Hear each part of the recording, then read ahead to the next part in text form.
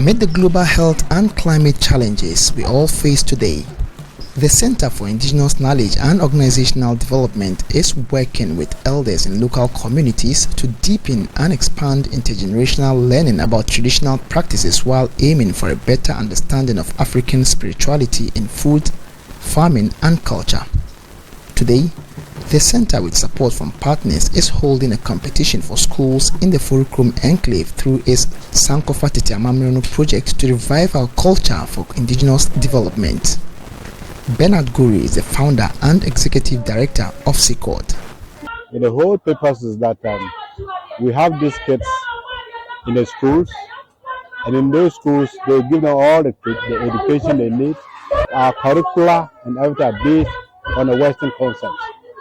And so the children come out very well educated with basically more about Western education. And we think that for us in Africa, we are going to grow, we are going to develop. Our kids need to know where they are coming from. The way we started this program as part of our indigenous development program, where we are trying to see how our kids can learn from the elders in the communities. Mr. Ben Guri is optimistic that this will go a long way in helping combat practices that contribute to climate change.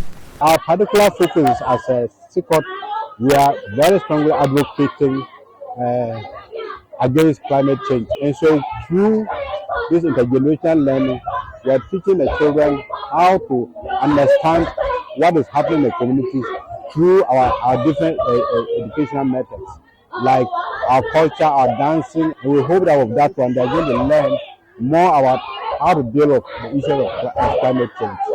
Executive Director of Abrono Organic Farming Project, ABUFAB, Nana Kwao Adams, emphasized that Nananom have a significant role to play in ensuring that this dream is a reality. Nananom, as Nananom, we are the custodian of the culture. So we have to interpret the culture. We have to tell them using stories, using poetry, dancing, and also drama to showcase our culture, and then just give it to the youth so that they will not depart from what we have, the good culture we have. Hannah Skattinger is a student with Wageningen University in the Netherlands who are partners to the project. She noted that the integration of the cultural practices through drama exposes the children to learning old ways of tackling climate change. The themes that we have integrated with the larger things that are playing, like the climate change, like some bad agricultural practices, they have integrated it into these things, into the stories, into the drama, which is really nice to see. Is that through the old ways, the cultural ways, they're also learning about maybe more newer problems and how we can learn from the past to deal with these problems. And I think that's the most important thing that they are learning about. These children, selected from various schools across the area, share with Joy News what the program brings to the table in terms of the fight against climate change.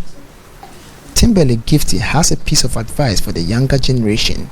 Advice to the youth is that we should do what our old parents did so that we can attain good health. The intergenerational knowledge transfer on biocultural diversity is implemented by the Center for Indigenous Knowledge and Organizational Development with support from ABUFAB and the Wageningen University of the Netherlands.